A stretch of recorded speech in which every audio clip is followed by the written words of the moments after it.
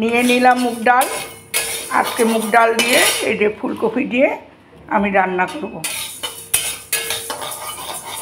সেই রান্নাটাই আমি তোমাদের সাথে শেয়ার করব।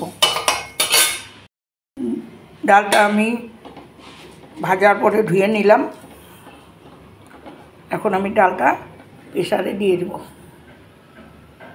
দিয়ে দিলাম ডাল, 3টা কাঁচা লঙ্কা, দিয়ে দিলাম লবণ। ফুলকপিটাকে আমি সিদ্ধ করে দেব। দিয়ে দিলাম সামান্য লবণ।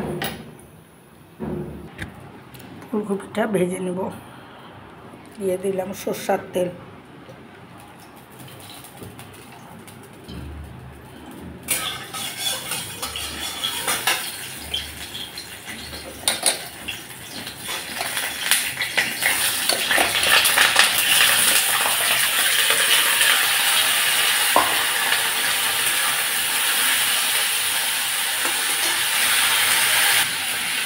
দিয়ে দিলাম সামান্য পরিমাণে লবণ,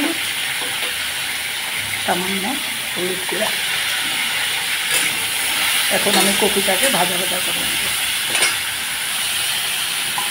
ডাল সিদ্ধ হয়ে গেছে। এখন দিয়ে দিলাম সামান্য হলুদের গুঁড়া। এখন ডালের মধ্যে আমি ভাজা কপিগুলো দিয়ে দিলাম।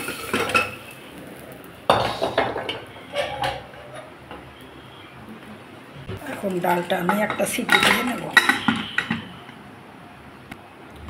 দিয়ে দিলাম সরষের তেল ডাল সম্বারার জন্যে। দিয়ে দেব শুকনো লঙ্কা, দিয়ে দিলাম জিরা ফোড়ন,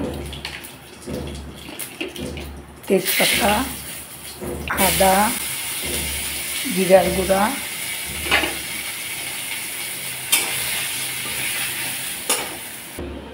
দিয়ে দিলাম ডাল আর কচু,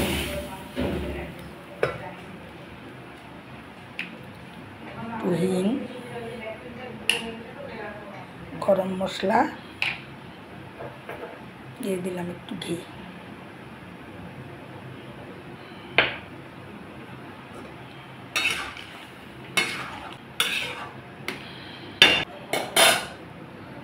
এই ডালটা খেতে খুবই ভালো লাগে।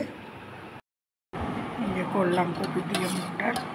এখন আমি এই আলুগুলোকে দিয়ে দিলাম রিফাইন।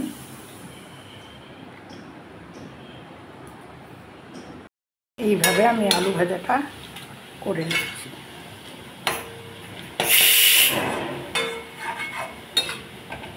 মচমচে আলু ভাজা, কপি দিয়ে মুগ ডাল আর মচমচে আলু ভাজা।